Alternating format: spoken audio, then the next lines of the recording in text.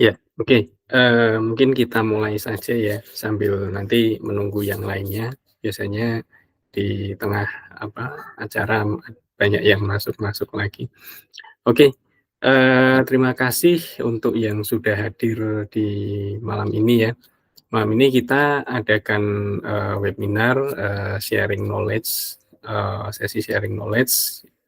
Malam ini kita akan mengangkat topik, implementasi AI di dalam manajemen project. Nah, ini akan disampaikan oleh, Bu Angel yang juga, dosen Binus Online. Nah, untuk mempersingkat waktu, saya langsung serahkan saja ke Bu Angel. Silakan Bu Angel. Iya, terima kasih sebelumnya Pak Cornel buat kesempatan yang diberikan. Oke, mungkin sesuai dengan judul di flyer kepada saya mungkin di sini panggil Bapak Ibu aja ya, jadi biar lebih umum. Bapak Ibu mungkin sudah melihat sebelumnya terkait dengan flyer mungkin ya yang udah disebarkan oleh Pak Cornelius sebelumnya. Jadi di sini mungkin saya akan men-sharing lebih ke sharing knowledge aja ke Bapak Ibu semuanya. Terkait dengan apa sih itu Miro AI di IT Project Management. Nah, di sini ada outline yang nanti akan secara ringkas saya akan jelasin secara satu persatu. Jadi Bapak Ibu punya pemahaman secara awal terlebih dahulu, mulai dari AI itu seperti apa, jenis-jenis tools AI dalam industri teknologi, kemudian masuk kepada pengenalan Miro AI dan Miro AI dalam IT Project Management, kemudian secara umum Miro AI dashboard seperti apa, dan Bapak Ibu juga bisa melihat mengakses Miro AI-nya di link di website yang nanti akan saya sampaikan setelah ini. Nah, mungkin secara umum Bapak Ibu mungkin sudah tahu atau bahkan mengenal, bahkan sudah menggunakan salah satu tools yang ada di perkembangan teknologi saat ini ya Bapak Ibu, AI. Sedangkan basic AI itu atau artificial intelligence atau kecerdasan buatan itu merupakan bidang ilmu komputer yang memang dikhususkan untuk memecahkan masalah kognitif yang umumnya terkait dengan kecerdasan manusia. Jadi seperti pembelajaran, penciptaan, dan pengenalan gambar. Nah, karena kan AI sekarang ini sudah sangat berkembang secara pesat ya. Apa-apa sudah pakai AI, apa-apa, wah udahlah kita sudah meminimalisirkan kegiatan manusia, sudah digantikan dengan sistem. Ya, jadi sekiranya seperti itu Bapak Ibu.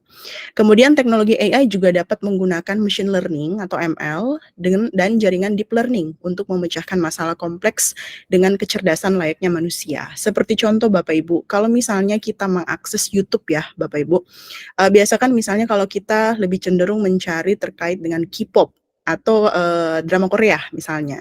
Nanti setelah itu berikutnya ketika kita buka YouTube, secara tidak langsung bukan dia menyimpan history yang kita searching, tapi secara tidak langsung dia memberikan advertising terkait kita sudah pernah mencari sebelumnya seperti apa atau sudah pernah watch sebelumnya seperti apa. Nah, itu sebenarnya yang kita tidak ketahui bahwa dia sudah menerapkan namanya machine learning di situ. Jadi dia sudah tahu habit kita seperti apa yang kita sukai, dan itu yang akan nanti ditunjukkan kembali. Kalau misalnya ada berita-berita secara baru, ataupun misalnya ada drama-drama Korea yang baru rilis, nah seperti itu YouTube nanti akan memberikan informasi terbaru. Nah, jadi kayak contoh secara realnya dan contoh secara habitnya biasanya seperti itu Bapak Ibu. Sama halnya kalau kita pakai Netflix ya, kalaupun kita nonton, kalau ada drama baru, apalagi kan kalau di Netflix itu kategori film tuh banyak ya Bapak Ibu. Ada yang kayak tadi, ada misalnya drama Korea atau Hollywood, Bollywood. Nah, itu mereka akan lebih up di atasnya terkait dengan paling banyak kita nontonnya itu dari segi kategori mana. Kalau kita lebih banyak mungkin ke anak-anak lebih ke Disney, nah itu nanti dia lebih menunjukkan ini ada loh untuk film-film barunya kategorinya seperti itu. Nah, itu sebenarnya sudah menerapkan yang namanya machine learning di situ. Dia mempelajari habitnya kita sukanya apa, dan itu yang nanti akan dia tunjukkan. Kemudian AI juga dapat memproses informasi dalam skala besar, termasuk menemukan pola, mengidentifikasi informasi, dan memberikan jawaban. Ya, karena tadi mereka sudah mempelajari habit kita seperti apa yang kita sukai, ya otomatis dia akan mempelajari dan kemudian dia akan memberikan apa yang kita mau. tanpa biasanya kita minta. Jadi kalau ketika kita buka lagi aplikasi tersebut, dia akan menunjukkan, "Ini loh biasanya kan kamu mau nonton tuh drama Korea, sports, olahraga, kemudian misalnya Hollywood dan lain sebagainya." Seperti itu Bapak Ibu ya. Jadi inti basicnya AI itu sebenarnya secara tidak langsung sudah berperan sangat besar dalam kehidupan kita sehari-hari. Apalagi kalau misalnya sekarang ini kan kita sudah pakai yang namanya, Google Assistant ya, Bapak Ibu tahu. Atau misalnya kalau di luar negeri itu pakai yang namanya Alexa. Jadi dia membantu, secara hari-hari kalau kita sampai rumah, "Alexa nyalakan lampu, Alexa nyalakan, AC." Nah itu tuh, sudah AI berperan sekali di kehidupan kita. Karena kita mungkin pulang kantor capek, otomatis kita butuh robot yang bisa membantu kita melaksanakan kegiatan sehari-hari tersebut. Nah, ini adalah beberapa jenis tools AI dalam industri teknologi yang biasa digunakan. Salah satu contohnya itu adalah image generator, yaitu kegunaan dari AI untuk meringankan tugas para desainer khususnya, berfungsi sebagai image generator, dan peran image generator dalam hal ini adalah membuat gambar berdasarkan input data yang diberikan oleh pengguna. Dengan begitu, pekerjaan basic atau dasar dari desainer dapat langsung ditangani oleh sistem. Nah, kayak contohnya, kita bisa pakai aplikasi yang namanya Dall, D-A-L-L-E, yang sekarang ini sudah bisa dipakai secara gratis di ChatGPT OpenAI. Jadi cara kerja dari platform ini menerima input dari pengguna, memahami prompt yang diberikan, menghasilkan gambar, melakukan perbaikan, dan menghasilkan desain final untuk dipakai. Biasanya untuk image generator ini digunakan oleh para desainer ya Bapak Ibu. Mungkin desainernya secara spesifik kalau misalnya kita mau sebagai desain interior. Jadi kita butuh suatu sketsa atau butuh awal basic penggambaran desainnya modelnya seperti apa. Atau bisa juga kita pakai misalnya untuk pembuatan UI. Misalnya basicnya misalnya saya mau kayak model online shopping pada umumnya seperti apa sih. Jadi kita menunjukkan atau menginputkan data yang diberikan apa yang kita butuhkan di halaman awal page. Seperti itu Bapak Ibu. Kemudian juga ada yang namanya image enhancer. Jadi sedikit berbeda dengan image generator yang tugasnya memproduksi gambar. Jadi image enhancer ini berperan untuk meningkatkan kualitas gambar yang telah dihasilkan.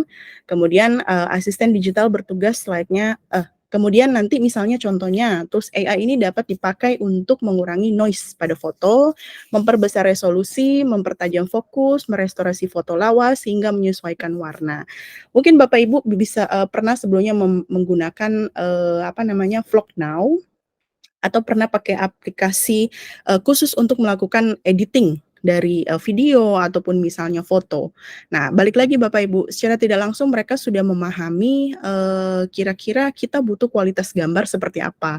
Atau kalau misalnya Bapak Ibu pernah lihat advertising yang lewat, nah itu ada yang namanya image.ie atau ada juga yang namanya data.ie. Itu merupakan salah satu contoh perusahaan yang mengeluarkan kualitas teknologi AI mereka. Jadi kayak kalau kita lihat di Facebook kan banyak ya, kok tiba-tiba kalau saya masuk ini dia sudah nangkep gambar kita misalnya jadi seorang pengantin misalnya, ataupun kita melakukan foto tapi kita pilih kita mau kayak gambar pas foto. Nah, itu sebenarnya sudah teknologi AI yang sudah diterapkan pada gambar-gambar tersebut. Kemudian terakhir yang tadi saya bilang, digital assistant. Jadi asisten digital bertugas layaknya asisten, yakni melaksanakan tugas sesuai dengan perintah pengguna. Jadi kayak tugas yang tadi saya sempat jelaskan ya Bapak Ibu. Jadi adanya kita sudah set agenda kita pada hari tersebut, kemudian kita juga bisa menanyakan beberapa pertanyaan kayak misalnya, "Hai Google, hari ini jam berapa?" Atau misalnya, "Sekarang jam berapa? Hari ini saya ada jadwal apa?" Nah, itu secara tidak langsung digital assistant akan menjawab sesuai dengan apa yang kita minta ya. Jadi ini seperti Google Assistant, Amazon Alexa, dan Siri. Apple juga demikian. Cuma mungkin kalau Apple harus lebih ke English version ya Bapak Ibu. Kalau mungkin Google Assistant itu bisa pakai untuk bahasa Indonesia. Dan di Indonesia sendiri pun sebenarnya sudah banyak sekali orang-orang yang sudah pakai digital assistant untuk mempermudah kegiatan mereka sehari-hari di rumah. Misalnya kan dia tidak perlu lagi untuk misalnya nyapu atau ngepel ya. Jadi dia bisa suruh robot vakumnya dia untuk bekerja secara sendiri. Begitu ya Bapak Ibu. Nah, kemudian kita masuk di Miro AI ini ya Bapak Ibu. Mungkin kebanyakan orang ada yang mungkin belum tahu atau memang sudah pernah tahu, sudah pernah ngelihat sekilas, tapi belum terlalu tahu itu Miro AI itu seperti apa. Nah, Miro AI ini adalah platform kecerdasan buatan yang dikembangkan oleh OpenAI tentunya ya. OpenAI yang ada di luar, dan hal ini memungkinkan pengguna untuk membuat, berkolaborasi, dan bertukar pikiran secara visual secara real time. Dan dengan fitur seperti papan tulis virtual, sticky note, dan mind map, Miro AI merevolusi kerja tim jarak jauh dan meningkatkan produktivitas tim di berbagai industri.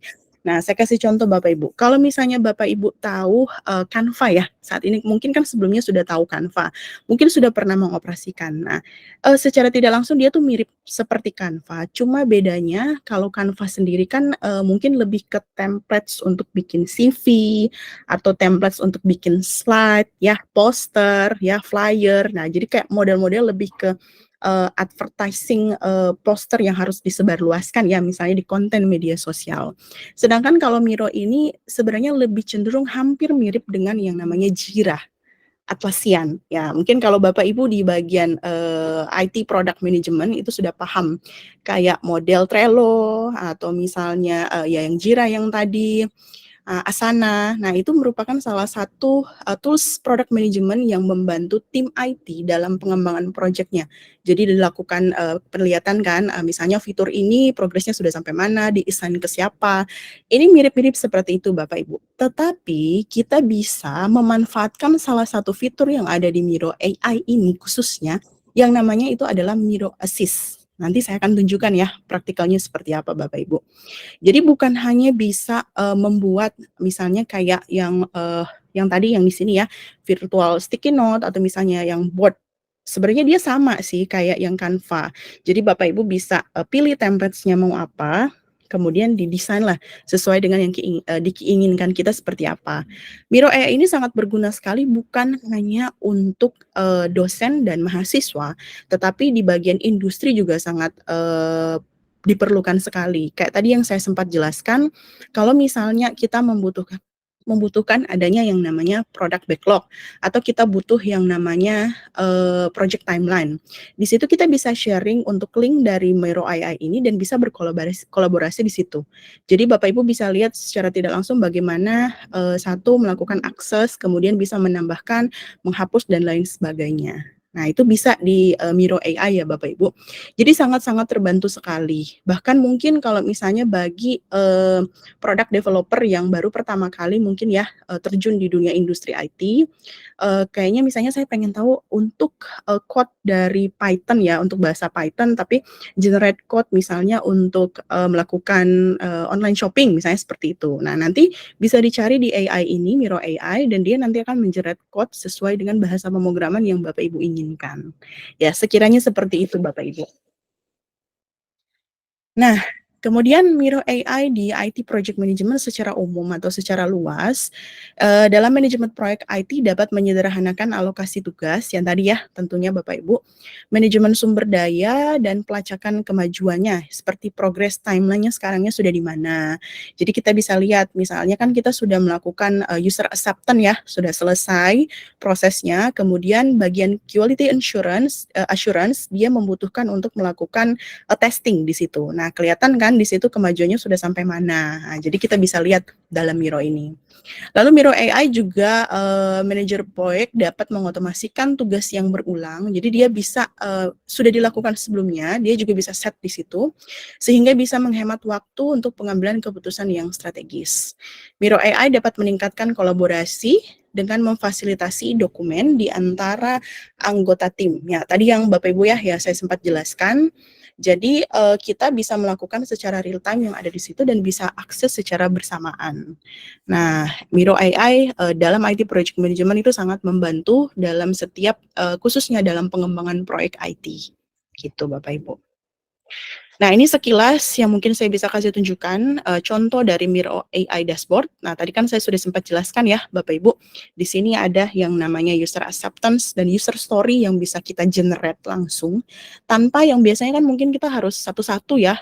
Tulisnya apa ya? Mungkin dari QA sendiri saya harus membuat skenario testingnya harus bagaimana supaya saya bisa tepat sasaran misalnya seperti itu. Nah, Miro AI ini sudah sangat membantu pekerjaan dari QA sendiri.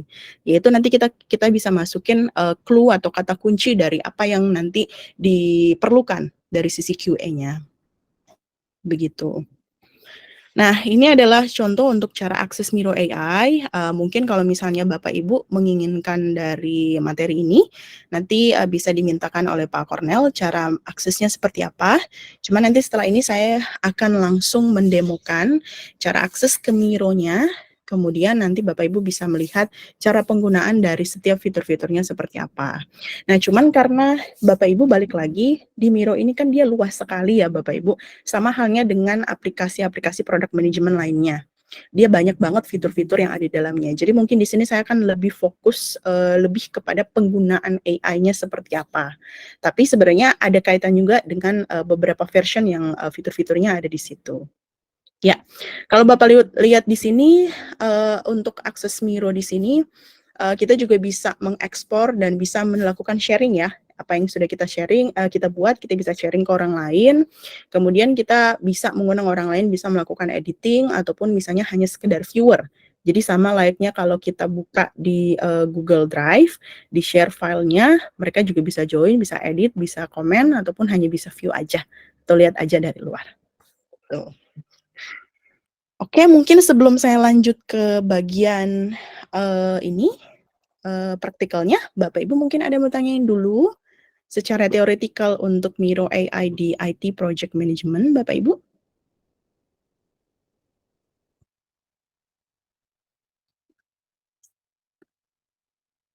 Oke, Bapak Ibu bisa lihat screen saya ya di sini ya. Nah, ini merupakan salah satu awal ketika kita melakukan akses pertama kali. Jadi kalau misalnya Bapak Ibu tadi sudah lihat ya cara masuknya seperti apa, jadi kita bisa melakukan masuknya di miro.com. Di miro.com ini ya karena saya sudah login sebelumnya, jadi dia langsung mengakses miro.com ini. Jadi karena saya sudah ada akun sebelumnya, jadi sudah langsung masuk ke tampilan awal dari Miro itu sendiri.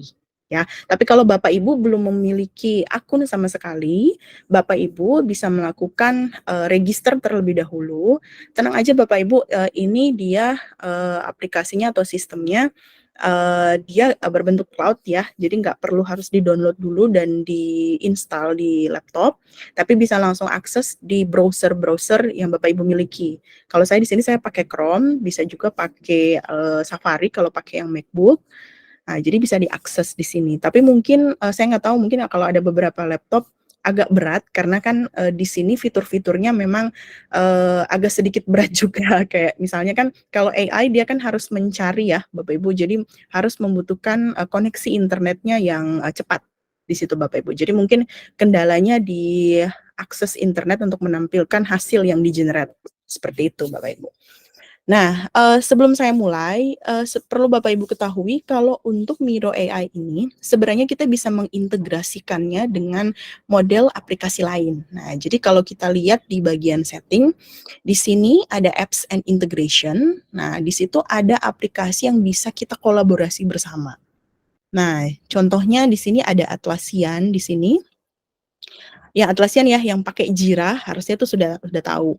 Nah, ini juga kita bisa melakukan connection sama GitHub di sini.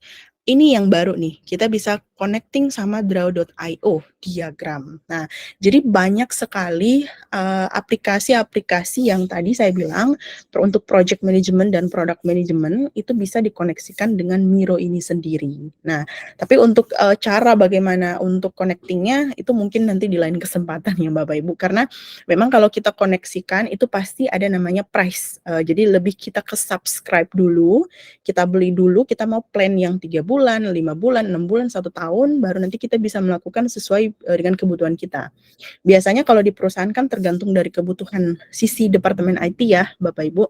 Kita perlu nggak sih melakukan koneksi sama tiket kita yang ada di Jira, koneksinya sama misalnya sequence diagram yang kita ambil hasilnya dari hasil Miro AI. Nah kan bisa jadi begitu ya Bapak Ibu, kita bisa koneksikan juga di situ. Nah oke, saya lanjut. Di tampilan awal ini kita akan melihat, board yang sudah disediakan dari Miro sendiri.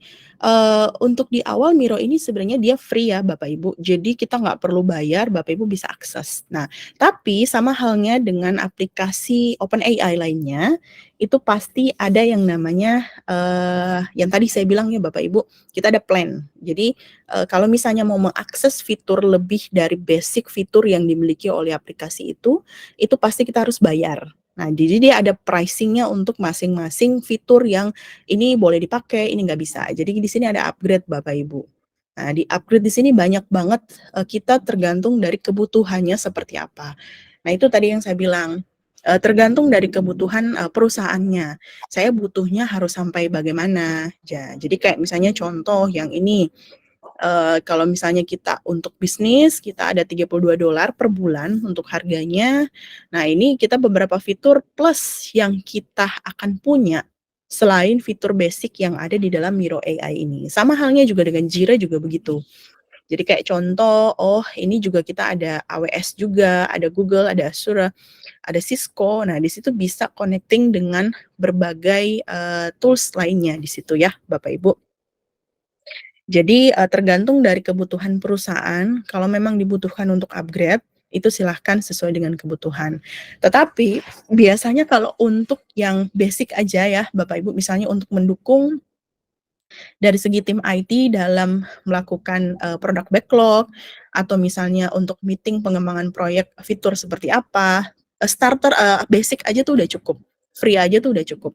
Apalagi kalau sebagai dosen dan mahasiswa, biasa pakai free juga udah cukup sekali gitu ya. Karena kan, tergantung dari mata kuliah yang diajarkan oleh dosen, kita butuhnya seperti apa, gitu Bapak Ibu. Nah, saya balik lagi di sini, kalau untuk, di bawah sini, kita bisa lihat, ini board-board yang sudah pernah saya gunakan sebelumnya ya Bapak Ibu. Nah, kalau ini biasanya kalau, belum pernah digunakan sama sekali, yang board di bawah ini tuh kosong. Jadi cuman ada yang create a board. Di sini Bapak Ibu bisa klik yang namanya show all. Nah, di sini tuh bisa Bapak Ibu pilih, Bapak Ibu maunya yang mana. Nah, jadi kayak use case-nya kan di sini ya, mulai dari meeting and workshop. Nah, ini kayak contoh, misalnya HR butuh banget nih dalam penilaian KPI ya, kalau di BINUS itu kita namanya ada KPI, kalau mungkin saat ini perusahaan-perusahaan yang, berkembang di bidang IT atau IT services pasti sekarang sudah pakai namanya OKR untuk penilaian pegawainya sendiri ya. Jadi OKR planning-nya misal pakai ini, nah kemudian kita butuh ada project kick off dan lain sebagainya Bapak Ibu. Jadi sebenarnya sangat membantu sekali sih desain template-nya, sudah tercover dalam Miro ini khususnya. Di sini juga nih ada Atlassian di sini, tapi itu lagi yang Bapak Ibu ya saya bilang, tidak semua yang bisa kita akses kalau memang basic-nya masih free. Jadi kalau memang, biasanya kalau ada yang Miro-Miro seperti ini biasanya itu masih free sih. Kecuali kalau kayak ada lock-lock, nah jadi mungkin ada di sini yang ada kunci, gembok, itu biasanya itu harus berbayar Bapak Ibu. Jadi kita bayar dulu sesuai plan-nya, baru bisa kita akses, gitu. Nah, balik lagi di sini, nah kita bisa pilih ya Bapak Ibu, misalnya saat ini kita mau apa. Karena sesuai dengan, kita misalnya di bagian, IT, nah jadi kita misalnya, oh karena kita menerapkan implementasi metode pengembangan pengembangan model atau pengembangan, sistem yang namanya Agile. Agile workflow ini sudah menyediakan beberapa template dari board itu sendiri. Misalnya ada PI planning, kemudian nah ini nih ya Bapak Ibu yang saya jelaskan tadi. Ini ada basic, ada yang kunci. Artinya kalau dia basic ya dia hanya menggunakan basic dari fitur yang ada di template board tersebut. Sedangkan kalau PI planning pasti sudah lebih, banyak ekstra fitur yang bisa dimanfaatkan. Biasanya ini harus bayar dulu sih Bapak Ibu. Ada juga Kanban, kemudian, berbagai macam template-template yang sesuai dengan kebutuhan. Nah, ini untuk Agile mungkin lebih kepada ideas yang nanti dibutuhkan seperti apa. Lalu di sini ada, stop, start, continue. Ini sebenarnya kalau dilihat ada nama-nama ya Bapak Ibu. Itu sebenarnya ide-ide mereka yang mengeluarkan template baru kemudian di-share di Miro dan bisa dijual Bapak Ibu. Jadi ketika kita pakai, jadi kan mereka punya notif bahwa, oh ini dipakai nih oleh si orang ini. Jadi lebih ke useful apa yang kita, sharing ke Miro AI. Dan kalau semakin banyak digunakan, itu bisa untuk dilakukan monetize atau lebih, bisa menghasilkan uang dari penggunaan template tersebut. ya Bapak Ibu. Nah, ini juga ada mapping and diagram.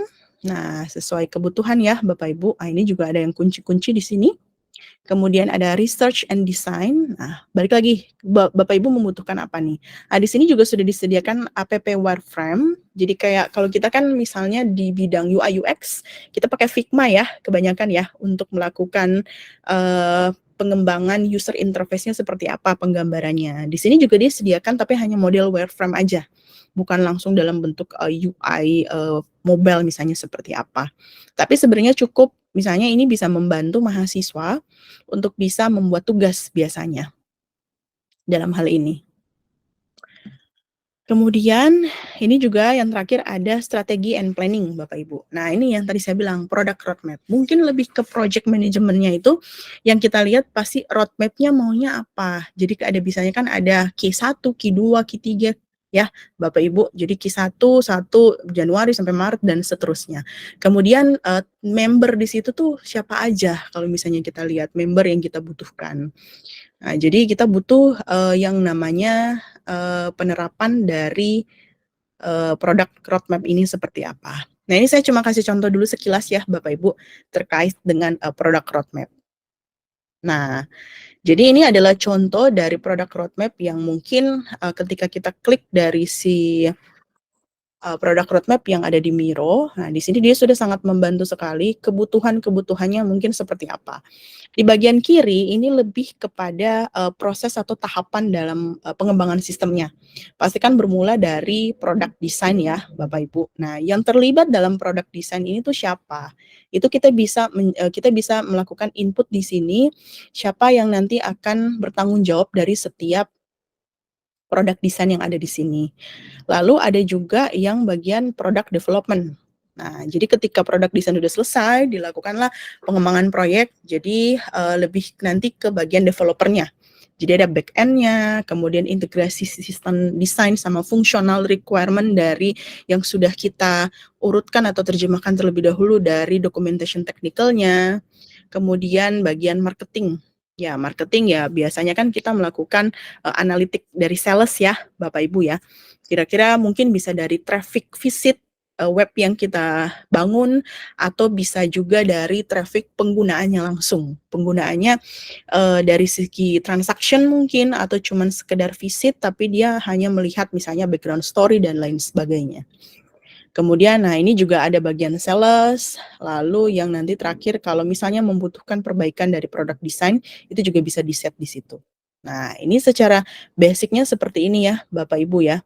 Nah, ini ada beberapa objek-objek di sini kita bisa ganti, bisa dikasih teks juga Bapak Ibu. Tergantung, Bapak Ibu misalnya maunya, ini iterasi ya Bapak Ibu, iterasi 1, 2, 3, kalau misalnya mau sampai 1 juga boleh. Kalau memang misalnya produk roadmap ini dia sampai 6 bulan, nah berarti kita bisa set di sampai skala 6 bulan. Nanti yang terakhir adalah public launch misalnya di bagian terakhir. Tapi biasanya kan kalau dalam pengembangan sistem itu biasanya nggak langsung di akhir ya Bapak Ibu. Di 1 bulan apa bahkan 2 bulan sebelum launch itu biasa kita sudah melakukan push ke staging untuk sistemnya. Kemudian langsung kita launch untuk melakukan user acceptance dari setiap sistem yang sudah kita kelola. Baru masuk ke production untuk bisa diakses ke penggunanya, ya kan? Mungkin basic dari pengembangan sistemnya kan seperti itu ya Bapak Ibu. Gitu. Jadi bisa tinggal diakses dan bisa digunakan sesuai dengan kebutuhan. Nah, sesuai tadi juga yang saya katakan, nah itu kan untuk yang bagian strategi and planning ya Bapak Ibu, kita sudah masuk ke product roadmap. Di sini juga ada timeline workflow Bapak Ibu, atau misalnya pakai Gantt chart kalau memang kebutuhan dari seorang project manager, dia butuh Gantt chart untuk melihat kira-kira proses timeline itu selesai sampai kapan. Nah, juga ada UML class untuk CMS, Content Management System, Sequence. Nah, ini karena dia banyak kunci, jadi memang dia harus berbayar dulu untuk menggunakan, Bapak Ibu. Oke, saya langsung masuk aja ke bagian Miro AI-nya. Nah, di sini saya biasa pakainya new board dulu ya, yang awal basic-nya aja dulu. Jadi biar Bapak Ibu nggak bingung, ini kita pakainya yang bisa pilih apa enggak. Nah, Kalau tadi yang tadi saya jelaskan, Bapak Ibu bisa memilih sesuai dengan kebutuhan ya, Bapak Ibu. Kalau ini sebenarnya kalau saya sih bebas. Bapak Ibu bisa pilih sesuai dengan ini kebutuhan atau memang sama sekali nggak mau pakai template. Jadi benar-benar blank sama sekali. Kecuali kalau memang sudah tahu bahwa saya butuh misalnya yang namanya research and design. Bapak Ibu bisa pilih salah satu. Nanti dia akan muncul sesuai template yang Bapak Ibu pilih. Kan ada use template dan lain sebagainya, Bapak Ibu. Tapi karena di sini saya mau mempertunjukkan ke Bapak Ibu cara penggunaan Miro AI yang basic di awal tanpa menggunakan template. Jadi biasa saya tidak memilih untuk template apapun. Jadi saya create board itu best template langsung dari awal gitu. Nah, kira-kira seperti ini ya, Bapak Ibu ya. Jadi basic dari Miro AI dashboard kosongannya seperti ini. Bapak Ibu bisa menamakan template untuk Miro AI ini tergantung dengan penamaannya seperti apa. Misalnya kalau di sini saya mau kasih nama untuk Miro AI IT Project Management ya, Bapak Ibu. Nah, di sini nanti bisa Bapak Ibu bisa share di sini. Nah, karena balik lagi, karena kan kalau kita mau share ke semuanya, biasanya Bapak Ibu, itu kita memang harus bayar Bapak Ibu di sini, karena di sini ada upgrade. Tapi kita juga bisa hanya invite link atau kita bisa minta mereka join. Jadi join istilah kata Bapak Ibu harus register dulu. Habis Bapak Ibu register, nah Bapak Ibu udah punya akun kan? Ketika diklik untuk yang link ini, Bapak Ibu bisa masuk ke link Miro AI yang nanti saya share. Seperti itu Bapak Ibu. Jadi kalau di tim di sini bisa macam-macam, Bapak Ibu bisa view, comment, edit atau akses. Sedangkan kalau anyone with the link biasanya itu dia hanya untuk visit aja, lihat tanpa harus memiliki yang namanya akun register. Gitu Bapak Ibu. Ini juga bisa spesifik Bapak Ibu mau email invitation ke siapa yang misalnya memang sama sekali belum ini ya Bapak Ibu. Nah, ini tadi yang saya bilang ya Bapak Ibu, kalau misalnya Bapak Ibu butuh membuat suatu template yang baru, Bapak Ibu bisa melakukan publish di sini. Tapi dia sudah masuk ke bagian Miro First Template. Yang tadi kalau orang-orang melakukan ini ada nama-namanya kan ya di bawah template. Nah, itu biasanya dikeluarkan atau dibuat oleh salah satu orang yang notabene biasanya digunakan oleh pengembangan IT gitu Bapak Ibu. Oke, nah di sini kita sudah ada penamaannya ya, Bapak Ibu. Nah, di kiri sini ini sebenarnya adalah beberapa sub-sub fitur yang ada dalam Miro sendiri. Sama halnya dengan Canva, Bapak Ibu. Ada juga kalau Canva kan ada elemennya, ada template-nya. Di sini kita juga ada template-nya yang ada di sini. Ya tadi yang saya bilang. Jadi kalau dia udah close, dia ada lagi. Nah, ini juga ada sticky notes di sini. Kita butuh sticky notes untuk apa misalnya, Bapak Ibu. Nah, karena misalnya pengembangan awal, saya mau jelaskan, saya butuh untuk mengetahui terkait dengan Miro AI itu apa sih ya Bapak Ibu. Sebenarnya kalau menurut saya mungkin kalau sekarang ini kan orang-orang sudah banyak sekali menggunakan English version ya Bapak Ibu. Maksudnya jarang sekali kalau misalnya kita kurang paham sekali kalau hanya ngerti misalnya Indonesia. Tapi mungkin bagi orang-orang awam yang mungkin belum terlalu paham atau terkait dengan English version, ya mungkin dari kekurangan Miro ini belum bisa mengakomodir dari segi Indonesian version. Ya, jadi fitur-fiturnya itu sudah pakai bahasa Inggris semua. Jadi mungkin kendalanya akan ada di situ, Bapak Ibu. Nah, di sini misalnya saya pengen tahu nih, Miro itu apa sih? Biasa kan kita kalau misalnya mau cari tahu sesuatu hal, biasa kita googling ya, apa sih yang nggak bisa Google bisa gitu. Miro ini juga bisa. Jadi caranya adalah kita bisa klik yang tanda 3 ini di main menu Bapak Ibu, diklik, kemudian ada comment palette di sini Bapak Ibu. Comment palette inilah yang berfungsi sebagai Miro AI atau Miro Assist-nya. Comment palette, kemudian Bapak Ibu pengen menerjemahkan itu Miro AI dalam IT Project Management itu dalam bentuk apa? Misalnya dalam bentuk sticky notes lah, saya mau. Bapak Ibu tinggal tulis aja di sini, Miro AI in IT Project Management. Nanti dia akan melakukan generating di sini Bapak Ibu. Resultnya seperti apa?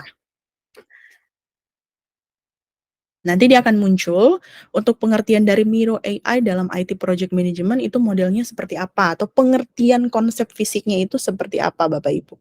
Jadi, nah ini dia udah keluar ya Bapak Ibu di sini.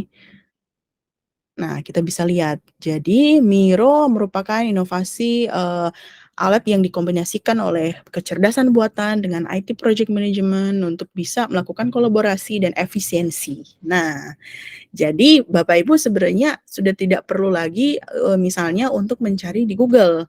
Kan banyak banget ya, misalnya author ini author ini author ini, tapi secara general Miro ini sudah melakukan kolaborasi semuanya. Nah, tapi Bapak Ibu kan biasanya kalau misalnya, kita melakukan ini, Bapak Ibu, ini kan banyak ya, jadi saya harus copy yang mana? Apakah copy semua gitu? Nah, biasanya kita melakukan ada lagi perbantuan dari AI sendiri. Bapak Ibu bisa melakukan, select all ya, caranya seperti ini, di-drag aja semuanya. Kemudian ada bagian ini, di sini Miro Assist, Bapak Ibu tinggal klik, kemudian bisa dilakukan summarize. Nah, summarize itu, nah nanti dia akan muncul di sini Bapak Ibu, di bagian kanan. Nah, di-summarize-kan misalnya Bapak Ibu mau create langsung menjadi sticky notes, itu juga bisa Bapak Ibu. Jadi dilakukan summarize dari semua yang sudah, ditaruh di sini. Summarize-nya gimana? Atau bisa juga kalau misalnya Bapak Ibu, mau satu-satu, misalnya saya mau yang ini, artinya apa? Nah, Bapak Ibu bisa melakukan summarize lagi di bagian sini. Jadi dia akan memunculkan, short summary dari pengertian atau dari si bagian ini, bagian, sticky notes yang tadi sudah dilakukan, implementasi di awal. Seperti itu, Bapak Ibu. Nah, nanti dia akan muncul seperti ini untuk, basic summarize-nya. Tapi biasa Bapak Ibu, kalau misalnya dia merasa bahwa ini sudah melakukan, summarize, nah jadi dia kan bisa dilihat sini ya Bapak Ibu. Nah, di sini kan, track progress, identify potensial, dan lain sebagainya. Jadi monitor project progress, dan lain sebagainya. Bapak Ibu, di Miro ini dia juga sama halnya kalau kita mau melakukan, translate ke bahasa Inggris. Nah, cuman bedanya ini Bapak Ibu, kita hanya bisa menuliskan bahasa Indonesia di sini, kemudian kita melakukan translate-nya ke bahasa Inggris, sama halnya dengan ChatGPT, Bapak Ibu. Jadi kalau kita melakukan, sticky notes langsung nanti di sini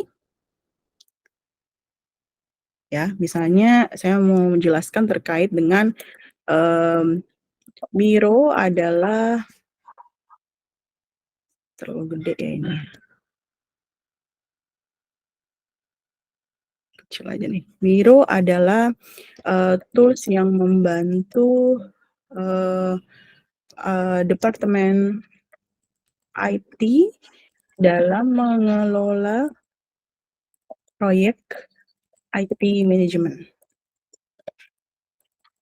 Nah, seperti ini Bapak Ibu bisa melakukan translate-nya juga ke dalam bahasa Inggris. Nah, ini juga ada pilihan ya Bapak Ibu, English, Spanish, Jerman, French, Jepang, Portugis, sama halnya dengan kalau Google Translate Bapak Ibu.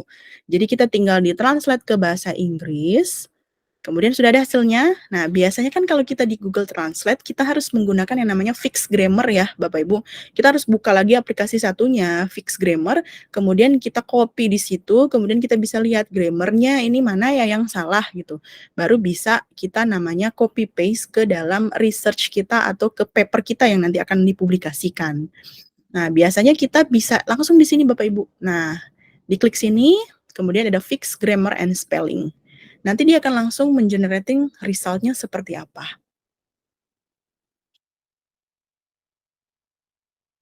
Nah, ini hasilnya karena mungkin dia kalimatnya sedikit, jadi dia fix grammar-nya itu sudah tepat di sini Bapak Ibu. Nah, seperti ini Bapak Ibu. Jadi lebih mudah kan karena menggunakan satu tools Miro yang ada.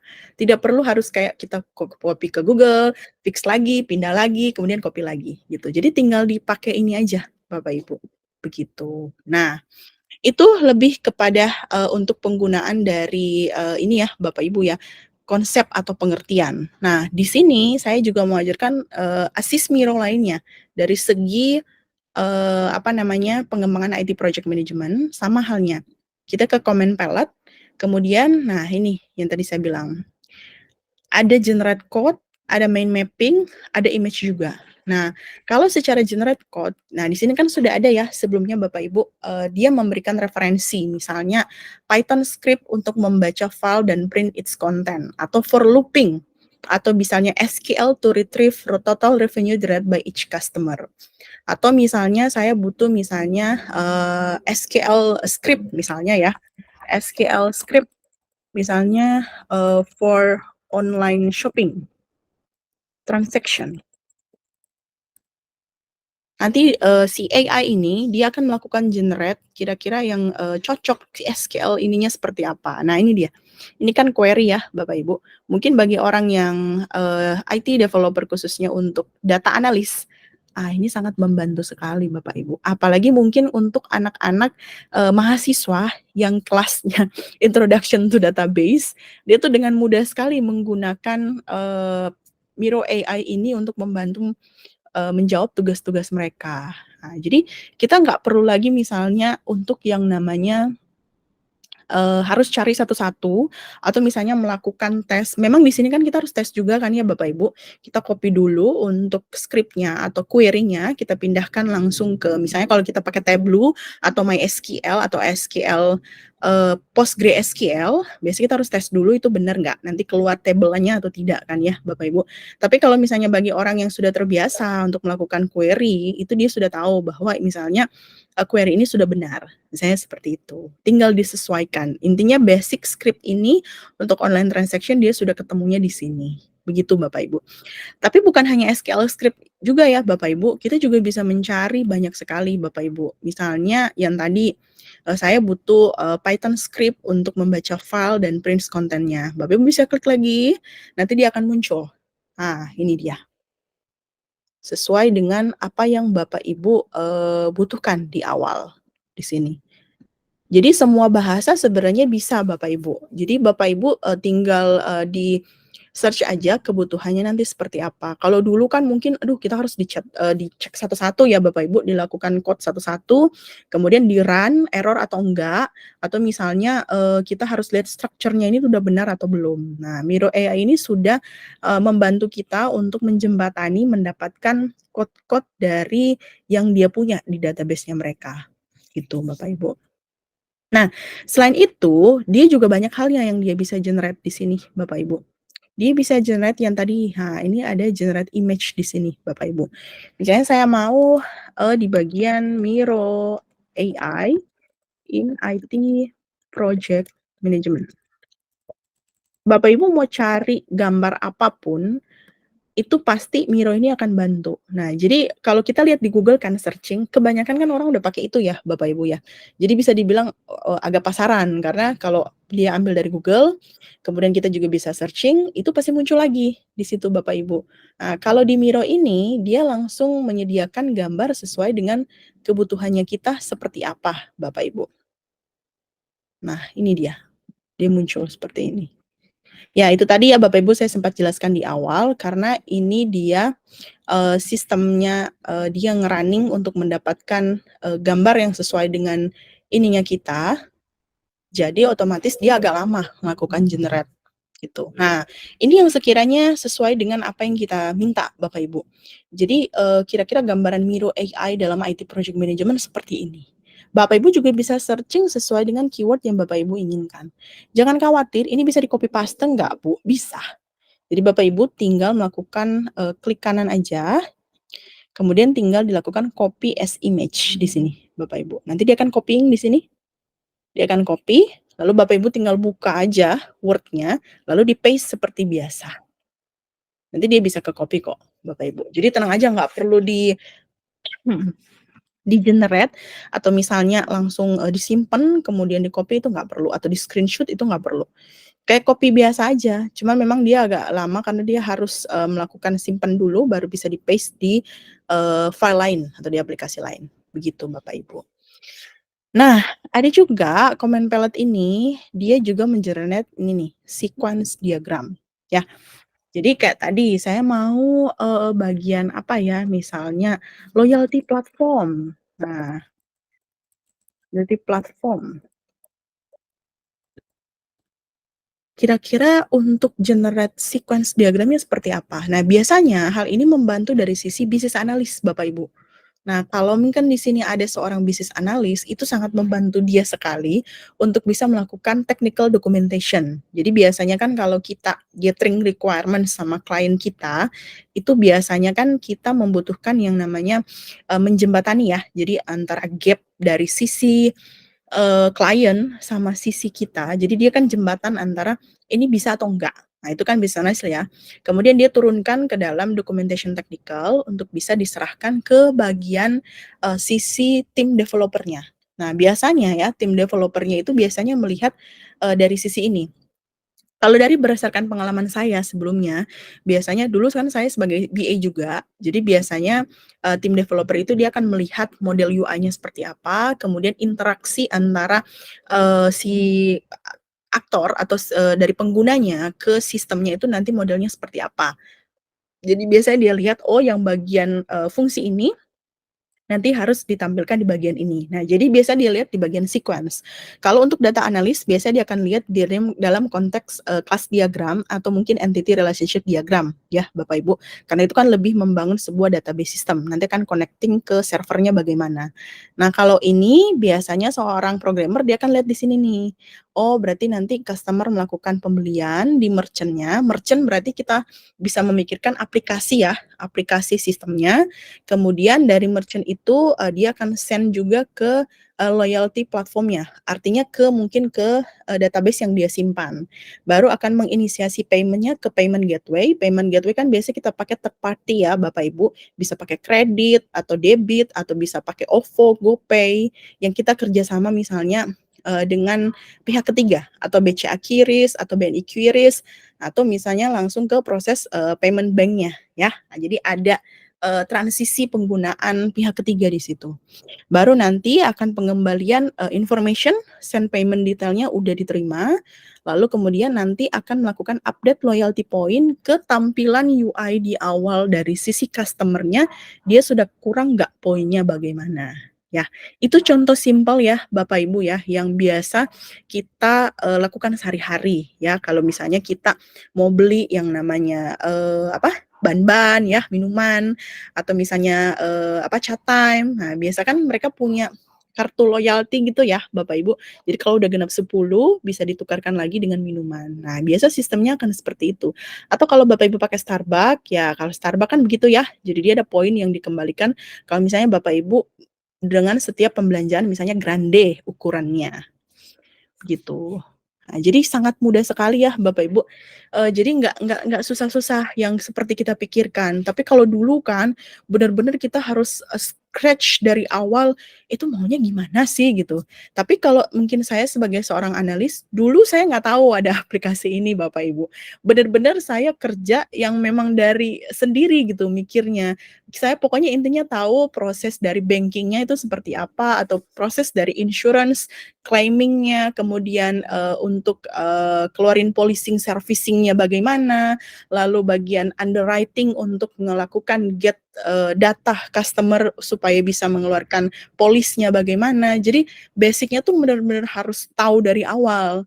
Nah, tapi dengan adanya Miro ini, jadi kita bisa tahu mungkin dari junior BA yang mungkin nggak ngerti itu loyalty platform apa sih.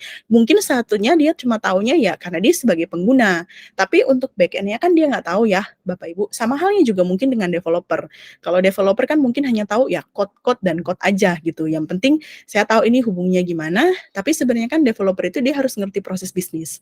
Karena kalau dia nggak ngerti proses bisnis, dia nggak bisa menjalankan fungsinya. Bagaimana kan? Intinya begitu. Ya, jadi dengan ini tuh sangat membantu sekali. Nah, jadi dia bisa lihat, oh berarti prosesnya akan nanti seperti ini. Tinggal dia mengikuti tahapannya bagaimana. Tapi Bapak Ibu balik lagi, apakah ini digunakan plek-plek untuk perusahaan? Tidak juga. Karena balik, perusahaan itu memiliki aturan dan culture dari masing-masing perusahaan. Tidak semua harus menggunakan seperti ini tadi ya, saya bilang ya Bapak Ibu. Bisa juga payment gateway-nya saya tidak menggunakan banking. Misalnya saya cuma pakai yang namanya tadi, misalnya cuma GoPay atau saya cuma pakai OVO di situ. Sama sekali saya nggak pakai banking ya di situ. Jadi memang harus ditanyakan terlebih dahulu kepada perusahaannya memang membutuhkan bank atau tidak. Atau misalnya hanya cukup bank aja, saya nggak mau yang lain gitu. Banyak ya Bapak Ibu. Lalu banyak juga di sini Bapak Ibu, selain, generate code, sequence diagram, ini juga bisa melakukan, generate untuk mind mapping Bapak Ibu. Mind mapping juga banyak. Nah, Bapak Ibu tinggal mau cari, misalnya saya butuh mind mapping-nya terkait dengan apa ya? IT project management lagi kita cari. Kita butuh nih misalnya terkait IT project saya masih blank nih, kayak apa sebenarnya itu? Jadi kan biasa kalau, di apa namanya, di sekolah ya Bapak Ibu, biasanya kan kalau dosen itu butuh bahwa, "Saya butuh dong analisis kamu," gitu, "terkait dengan IT project management itu seperti apa sih?" Nah, biasanya kan kalau dari mahasiswa atau mungkin siswa atau guru atau siswa, biasa kan dia harus diskusi ya, diskusi kelompok ya Bapak Ibu.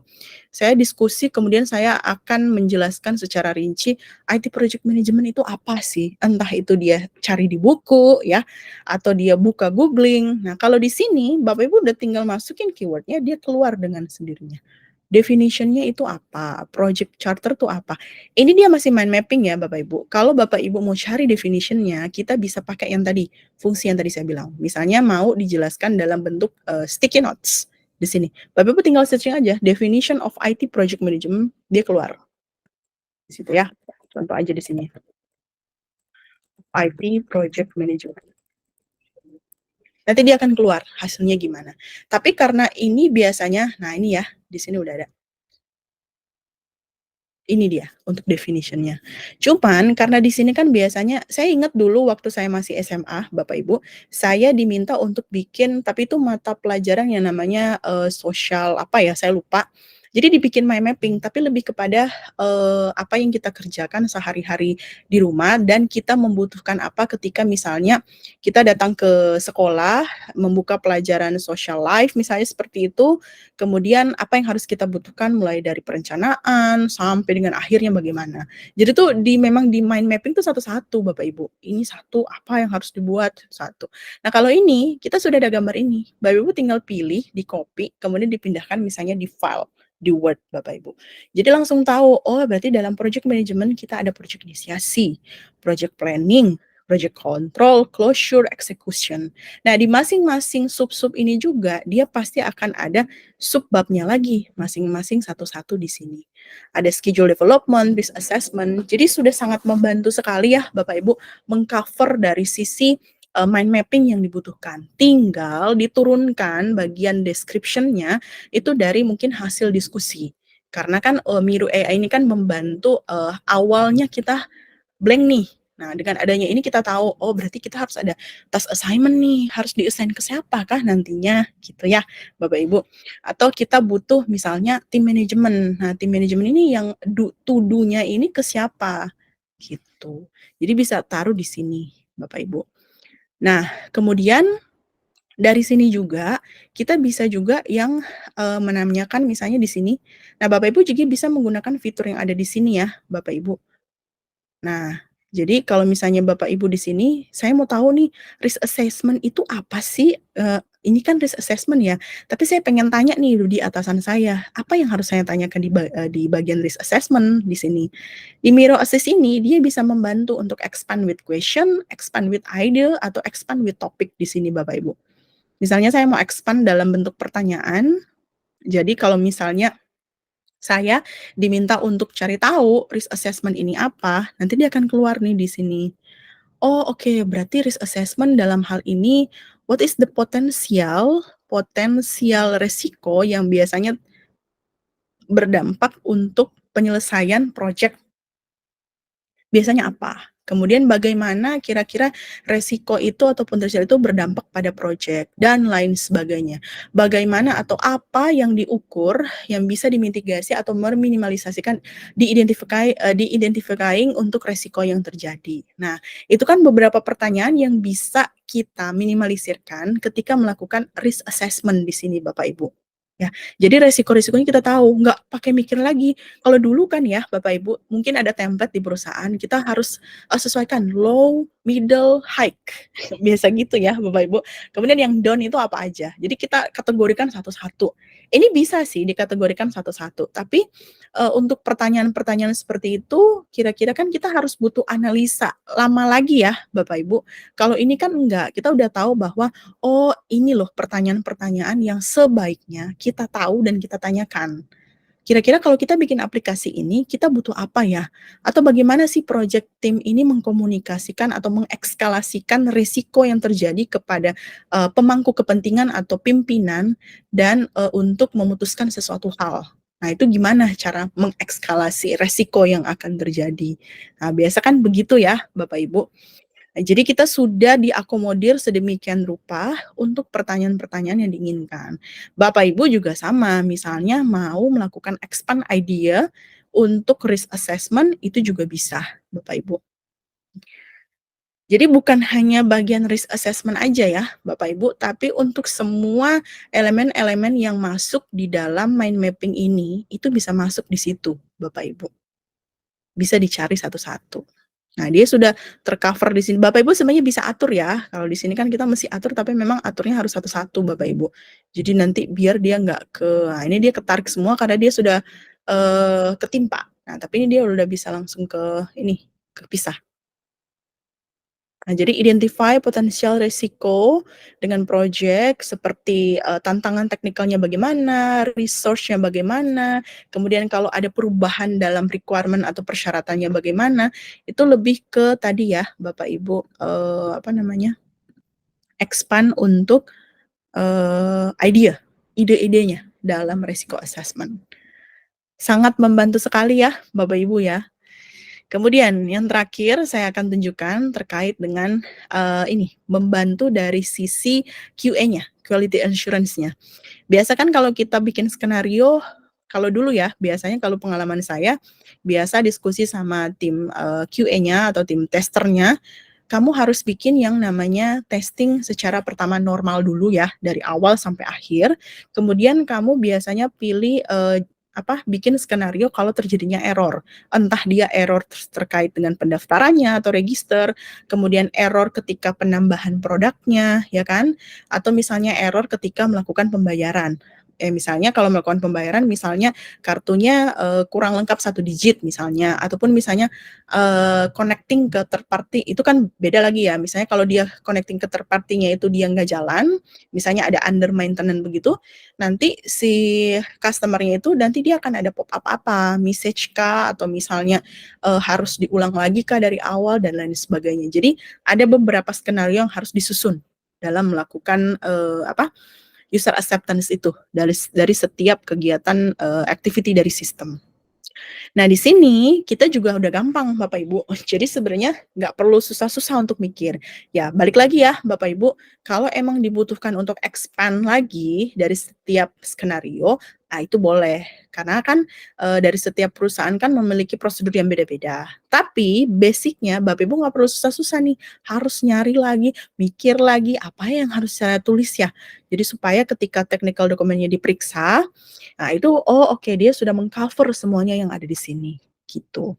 Bapak Ibu bisa melakukan generate card with user story. Mungkin, saya berangkatnya dari sini aja ya Bapak Ibu. Jadi kan kalau ada di loyalty platform di sini, bentar saya harus pisahin dulu di sini. Jadi mungkin saya ambil yang bagian ini untuk, online shopping section. Jadi biar nanti dia nggak ketumpuk. Bapak Ibu misalnya sudah punya yang namanya, activity dari, proses, sistem untuk online shopping yang sekarang ini kan biasa kita pakai ya, kita pakai TikTok mungkin atau pakai Shopee. Nah, kemudian saya mau yang namanya, melakukan user acceptance testing di sini Bapak Ibu. Bapak Ibu bisa oh ini dia pindahin ke sini dulu. Bapak Ibu bisa melakukannya langsung di sini. Generate cards with user story. Jadi card Shopping. Nanti dia akan melakukan, generate, nah ini dia. As a user, I want to browse the search for product on online shopping platform. Dia memberikan guide ke kita Bapak Ibu, supaya kita tahu kalau sebagai seorang bisnis analis, supaya saya tahu bahwa apa sih yang, diinginkan oleh user nih, sebagai kaum awam. Karena kan kita harus bisa memikirkan kalau kita sebagai usernya, apa yang akan kita lakukan di awal. Jadi kita nggak memikirkan dari segi kita technical team di situ. Nah itu yang kita butuh. Kemudian sebagai user, saya mau add selected item untuk shopping cart. Itu kalau kelihatannya basic banget ya Bapak Ibu, tapi ini sangat diperlukan sekali untuk diketahui bagi junior analis tentunya. Nah, jadi dia butuh nih untuk bagian kategori ini supaya dia bisa melakukan proses user acceptance-nya nanti seperti apa. Ketika Bapak Ibu sudah dapat ini, Bapak Ibu nanti bisa apa namanya, melakukan yang tadi yang saya bilang ya, Bapak Ibu. Ini juga Bapak Ibu bisa summarize ya di sini. Misalnya kayak pengen tahu short summary tentang ini apa, seperti tadi ya, yang Bapak Ibu bilang, yang Bapak Ibu yang sempat saya jelaskan. Jadi saya butuh misalnya untuk comment palette dari bagian yang tadi di user story. Dari sini kan kita bisa lihat kalau misalnya Bapak Ibu misalnya membutuhkan dari salah satu user story, kemudian saya mau tahu langkah-langkahnya itu seperti apa. Bapak Ibu tinggal generate card with user story atau add acceptance criteria to this card. Nah, kalau tadi kan kita butuhnya kan secara luas tahapannya ini ya, Bapak Ibu. Tapi saya mau nih khusus untuk masing-masing. Mungkin kalau di mata kuliah yang saya ajarkan saat ini, itu ada namanya mata kuliah analisa dan perancangan sistem informasi. Jadi basicnya itu adalah kita menurunkan satu case yang tadi nih, use case kecil-kecilnya itu. Misalnya kita contoh ada 5 ya, Bapak Ibu. Tapi dalam 5 ini kita butuh tahapannya itu apa aja sampai bisa mengcover semua activity untuk si pengembangan sistemnya. Nah, jadi kita add acceptance kriteria, nanti dia akan muncul, itu yang perlu kita cantumkan satu-satu atau yang nanti kita akan bikin masing-masingnya bagaimana. Nah, ini dia. Dia akan muncul card detailnya begini. Kalau mungkin Bapak Ibu di bagian IT, pasti kalau sudah pernah menggunakan Jira ataupun Trello, itu pasti familiar dengan hal ini. Jadi online shopping platform should have user-friendly interface, allow easy browsing products, dan lain sebagainya. Jadi dia menceritakan kategori, bukan kategori, lebih kepada karakteristik bahwa nanti si bagian tahapan ini akan diterimanya kalau harus ada apa aja gitu. Oh, user should be able to click product to view detail. Karena nggak mungkin dong kalau user itu dia hanya bisa tambah doang. Saya kayak kalau kita mau beli produk, biasanya kan kita lihat detailnya dulu kan. Apalagi kalau misalnya kita mau beli baju, pasti kita harus lihat produk description-nya dulu. Ini lingkar dadanya berapa, kemudian ukurannya dia XL, M atau berapa gitu ya. Nah, jadi ini dibutuhkan untuk bisa lihat untuk bisa lihat produk detailnya bagaimana. Kemudian ketika dia produk detailnya udah bisa, baru kita bisa melakukan tambah di situ. Dan user juga bisa melakukan review, bisa rating, dan bisa melihat spesifikasi-spesifikasi yang ada. Nah, itu bisa kita bikin dari sini, Bapak Ibu. Di sini juga bisa melakukan status nih. Nah, statusnya to do, in progress, atau done. Nah, itu artinya kalau kita pakai Jira atau pakai Trello, Asana tahu ya, berarti oh ini harus dilakukan. Kalau misalnya sudah dilakukan, berarti masih in progress. Itu lebih ke ticketing sih ya, Bapak Ibu. Kalau misalnya sudah selesai, oke, berarti ini dia sudah selesai. Nah, misalnya kita anggaplah in progress di sini Bapak Ibu. Jadi kelihatan di sini ya Bapak Ibu. Oh, untuk yang tiket card ini itu lagi in progress nih. Di-assign-nya ke siapa? Misalnya di-assign-nya ke Angel, misalnya gitu. Jadi saya tahu. Kemudian datasetnya kapan di-set-nya? Oh, misalnya hari ini dan harus selesainya misalnya besok misalnya. Oke, ini sudah selesai. Nah, kemudian di sini ada tag-tag juga sih Bapak Ibu. Tag ini terserah sebenarnya. Jadi nggak harus tag apa, misalnya Bapak Ibu ini khusus untuk IT departemen misalnya gitu. Atau khusus untuk misalnya bagian business analyst misalnya. Ranahnya mereka tapi ada korelasinya misalnya dengan QA misalnya gitu, quality assurance gitu ya. Ini bebas sebenarnya Bapak Ibu. Koneksinya sama siapa. Nah, begitu Bapak Ibu. Jadi kelihatan di sini. apa yang akan kita lakukan, kemudian kita bisa lakukan satu-satu di sini. Sama halnya kalau Bapak Ibu juga pengen tahapan yang ini, Bapak Ibu tinggal melakukan yang tadi saya sempat bilang. Dilakukan add acceptance story dan card-nya. Nanti dia akan muncul untuk description-nya nanti akan seperti apa. Jadi sangat useful dan membantu sekali ya Bapak Ibu. Jadi as a user I want to secure enter my payment information for the online transaction. Jadi dia mau supaya payment transaksi yang dilakukan, pembayaran itu bisa aman. Nah, berarti di sini information payment form itu harus secure adanya enkripsi ya, itu pasti enkripsi protokol.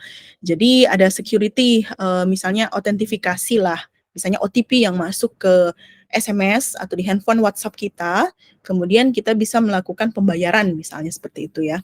Kalau pakai credit card itu kan harus mengisi CVV, harus billing address dan lain sebagainya. Sama halnya kalau kita melakukan pembelian misalnya di salah satu tools ya Bapak Ibu. Kalau pakai Shopee kan kalau pakai credit card kita harus mengisi yang hal-hal ini ya Bapak Ibu. Ya kan? Jadi Bapak Ibu kalau sebagai saya sebagai QA atau BA itu sangat membantu sekali hal ini. Karena saya sudah tidak perlu capek-capek lagi untuk memikirkan apa ya ini gitu Bapak Ibu. Nah, cuman memang namanya AI ya Bapak Ibu, itu sangat membantu keseharian kita. Bukan dari segi apa namanya pekerjaan kita atau dari segi tugas kalau kita memang sebagai seorang apa namanya Bapak Ibu, sebagai seorang mahasiswa ataupun sebagai seorang dosen, tapi kita harus memikirkan dari segi negativity-nya. Ya, jadi kan pasti ada positivity-nya. Jadi kita sebenarnya masuk ke bagian sentimen analisis, Bapak Ibu. Analisa sentimen. Jadi kalau lihat dari research, sentimen analisis kan itu biasa terbagi 3. Positif, netral, dan negatif. Kalau positif ya ini Bapak Ibu, sangat membantu pekerjaan kita sehari-hari, saling berkolaborasi Bapak Ibu. Bapak Ibu juga bisa saling memberikan tanggapan, feedback, dan lain sebagainya. Tapi dari segi negativity-nya itu juga ada. Contoh ya, saya kasih contoh mungkin. Dari pengalaman pribadi saya juga, mungkin, kalau sekarang kan mungkin anak-anak paling sering pakai ChatGPT ya, Bapak Ibu ya. ChatGPT, apa sih yang nggak bisa cari dari ChatGPT? Jadi semua itu bisa searching di situ, Bapak Ibu. Bapak Ibu juga misalnya, saya mau cari tahu sama hal ini, saya mau cari tahu kira-kira misalnya, diagram khusus untuk kelas diagram atau ERD. Saya mau bikin untuk, online shopping ya kayak tadi ya, dia akan muncul begitu Bapak Ibu. Tapi masalahnya kan dari situ, kita harus lihat dong dari tugas yang diminta ya Bapak Ibu, kalau sebagai seorang mahasiswa, tugasnya itu sesuai nggak dengan yang persyaratan yang ditaruh di dalam tugas. Kalau mungkin dari OpenAI, dia hanya mengeluarkan dari database-nya dia sendiri. Pada umumnya seperti ini. Nah, seperti halnya tadi yang saya bilang ke Bapak Ibu ya, kalau kita pakai ini, itu boleh sekali, tapi kan kita harus modifikasi ya istilahnya ya. Kalau penulisan istilahnya kayak parafrase ulang lah. Jadi dimodifikasi sesuai dengan, karakteristik dari sistem yang kita bangun. Nah, sama halnya juga dengan ini, kalau sebagai seorang mahasiswa, kita harus menyesuaikan tugas sesuai dengan yang diberikan oleh dosen. Jadi nggak mungkin kita langsung ambil, dibuat plek, langsung kirim. Nah, kelemahan mungkin ya, saya nggak tahu mungkin kalau misalnya, kalau di perusahaan kan mungkin ya, kalau mungkin dari segi klien atau dari segi atasan, mungkin kalau dia lihat sekilas oke lah, tapi kalau dia lihat in detail, itu pasti mungkin belum sesuai cocok dengan, karakteristik dari sistem yang mereka bangun. Nah, jadi mungkin akan dikasih saran dan lain sebagainya. Tapi kalau dari segi, universitas atau sekolah, pasti kan berdampak ke penilaian ya, Bapak Ibu. Karena kalau misalnya kita langsung ambil, apalagi misalnya di jurusan IT banget, dan misalnya dosennya pun memang sangat melihat hal-hal plagiarisme di situ. Itu bahaya sekali Bapak Ibu, yaitu negativity-nya. Karena mereka AI itu sudah sangat membantu, operasional day to day dari segi, proses bisnis untuk perusahaan maupun dari segi, tugas mahasiswa. Jadi dia dengan gampang untuk mengambil Bapak Ibu. Tapi yang dia tidak sadari adalah itu menjadi, apa, secara tidak langsung dia tidak disiplin dan tidak rajin. Karena sudah ada taunya membantu dari segi AI, tools di situ. Jadi negativity-nya gitu. Nggak masalah, kalau saya pribadi biasa saya langsung jelaskan ke mahasiswa, kalau kamu mau cari, sekedar untuk, penambahan materi atau sebagai biasa kan kalau mereka ngomongnya, "Bu, tapi kan saya butuh terawang ya," gitu ya, atau, "Saya butuh nih, topik ini, tapi saya mau lihat contoh-contohnya kayak gimana sih." Jadi mereka harus ada patokan lah biar nanti, pikiran mereka, analisa mereka bisa lebih terbuka gitu. Saya nggak masalah, saya bilang, "Oke, nggak masalah," gitu. Kalian mau lihat dari sumber manapun, saya tidak masalah sama sekali. Asalkan materi yang diajarkan di kampus itu harus diterapkan dan sesuai dengan apa yang sudah diberikan oleh dosen sendiri, gitu ya. Nah, jadi mereka bisa melihat, oh contohnya begini, baru mereka melakukan, tugas yang sudah diberikan. Nah, otomatis kan di situ kelihatan mana yang benar-benar menganalisa dari awal seperti apa dan mana yang benar-benar hanya melakukan copy paste aja, kemudian dikumpulkan. Nah, itu salah ya Bapak Ibu. Itu sih yang harus saya terapkan atau menjelaskan ke Bapak Ibu supaya jangan sampai ada, hal-hal seperti itu. Balik lagi yang tadi saya bilang, karena kalau mungkin dari, kita sebagai, orang-orang IT, kalau dari segi pribadi saya biasa saya ngecek sampai situ sih, karena kan berdampak ke nilai ya. Apalagi balik lagi, ke setiap institusi atau sekolah menerapkan rule-rule yang ada. Kebetulan kalau memang di BINUS itu menerapkan kalau ketemu plagiarisme itu apalagi ujian ya Bapak Ibu, itu kita akan di-drop out. Nah, itu yang harus kita terapkan juga di situ. Tapi saya balik lagi, ke institusi atau sekolah lain itu saya tidak tahu seperti apa. Jadi tinggal disesuaikan dengan hal itu aja sih Bapak Ibu. Jadi intinya, untuk penutupan, Miro AI ini bukan hanya membantu dari segi sekolah ataupun universitas, tapi membantu juga dengan, pengembangan proyek di perusahaan-perusahaan seperti yang sudah saya demokan sedikit tadi ya, Bapak Ibu. Sebenarnya masih banyak banget fitur-fitur yang ada di Miro AI ini. Namanya sebenarnya Miro Assist Bapak Ibu, cuman karena kegunaan atau fungsi dari Assist itu dia sudah seperti AI yang mengetahui pola pikir manusia, ya. Sebenarnya ini kan semuanya kerjaan manusia ya, Bapak Ibu, karena kita harus analisa lagi, kita tentuin lagi, tapi di sini dia semua sudah mengakomodir. Nah, makanya itu, kita namakan namanya Miro AI. Nah, sangat membantu sekali, apalagi dalam proses pengembangan sistem yang ada di masing-masing perusahaan. Jadi sekiranya mungkin apa yang sudah saya sampaikan bisa membantu Bapak Ibu mungkin bisa pengelolaan menggunakan Miro, ataupun misalnya bisa membantu dalam, dokumentasi sistem di perusahaannya, proses bisnis, atau mendapatkan ide-ide dan topik baru dari pengelolaan penggunaan Miro AI. Begitu Bapak Ibu. Oke, saya rasa sudah cukup ya, mungkin sudah panjang kali. Di sini saya mohon maaf ke Pak Kornel sudah lewat. Bapak Ibu kalau ada yang mau ditanyakan atau mau sharing silahkan Bapak Ibu. Terima kasih. Saya kembalikan ke Pak Iya, Kornel. terima kasih Bu Angel, luar biasa. Saya juga sangat tercerahkan ini, dengan apa namanya, penjelasan tentang Miro AI tadi. Soalnya sebelumnya cuman apa, pernah sempat make, apa, cuman rasanya, oh kok ini ya, kayak, brainstorming board biasa gitu ya. Ternyata sekarang udah luar biasa kemajuannya. Benar Iya. benar, Pak. Tadi ada pendapat dari Mas Wildan atau pertanyaan mungkin? Silakan.